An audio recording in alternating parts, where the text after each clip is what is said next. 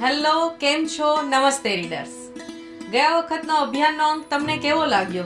નિર્જાની exclusive story વાંચીને તમને ચોક્કસથી 2-4 નવી વાતો જાણવા મળી હશે અને ગુજરાતીઓની એ પીડા વિશેની વાત જાણવા મળી હશે. અઠવાડિયું વીતી ગયું, અમે ફરી નવો અંક લઈને આવી ગયા છીએ. 20 ફેબ્રુઆરી 2016 નો અભિયાનનો અંક. 16મી જાન્યુઆરીએ પીએમ મોદીએ એક જાહેરાત કરી સ્ટાર્ટઅપ ઇન્ડિયા પ્રોજેક્ટની. સ્ટાર્ટઅપ ઇન્ડિયા એટલે શું આ સ્ટાર્ટઅપ ઇન્ડિયા પ્રોજેક્ટથી ભારતની તસવીર બદલાશે?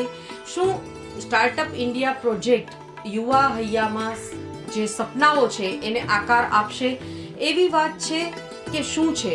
આ વિશેની અનેક ડિટેલમાં સ્ટોરી લઈને અમે આવ્યા છીએ. તમારી પાસે કોઈ એક વાત છે, વિચાર છે, આઈડિયા છે, હવે તમારે આગળ કેમ વધવું છે, તો એ વિશેની વિગતે વાત તમને આ સ્ટોરીમાંથી મળી જશે.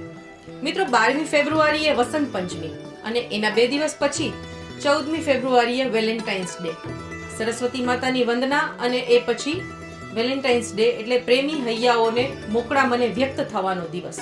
તો આ વખતના અભિયાનમાં અમે વેલેન્ટાઇન્સ ડે ને રિલેટેડ સ્ટોરી લઈને આવ્યા છીએ, જેમાં પ્રેમી પંખીડાઓની વાત તો નથી, પણ આજની જનરેશન એની સાથે જોડાયેલા વ્યક્તિને કે જેની સાથે પ્રેમ છે એ વ્યક્તિ સાથેનું બ્રેકઅપ શા માટે થાય છે, શા કારણોથી થાય છે, અને બ્રેકઅપને કેવી રીતે હેન્ડલ કરે છે, આ વિશેના કેસીસની વાત છે. અલગ અલગ સિટીમાંથી અમે અલગ અલગ સાયકિયાટ્રિસ્ટ, મનોચિકિત્સકને આ વિશેની વાત પૂછી છે અને એમના ઓપિનિયન અમે તમારી સાથે સ્ટોરી સ્વરૂપે શેર કર્યા છે.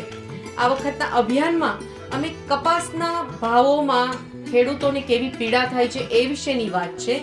ઉપરાંત 21મી ફેબ્રુઆરીએ માતૃભાષા દિવસ આવી રહ્યો છે, તો એક ગુજરાતી બીજા ગુજરાતીને મળે છે ત્યારે પણ એ ગુજરાતીમાં વાત કરવાનું ટાળે છે. તો આ વિશેની વાત છે. ગુજરાતી ભાષાની અત્યારે શું સ્થિતિ છે અને ગુજરાતી ભાષાને બચાવવા માટે વિદેશમાં કેવા પ્રયત્નો થઈ રહ્યા છે એ વિશેની વાત છે. મુખ્યમંત્રી નવલકથાનું નવું પ્રકરણ, નિયમિત વિભાગો, વ્યંગરંગ, તિકડમ, વિચારોની વેબસાઇટ, અમેરિકાના ખતખબર, ભાવિની ભીતરમાં એકમેકના મન સુધી, તેમજ પંચામૃતના આચમન સાથેનું અભિયાન તમને કેવું લાગે છે? અમને ચોક્કસથી લખી મોકલો અને જણાવો.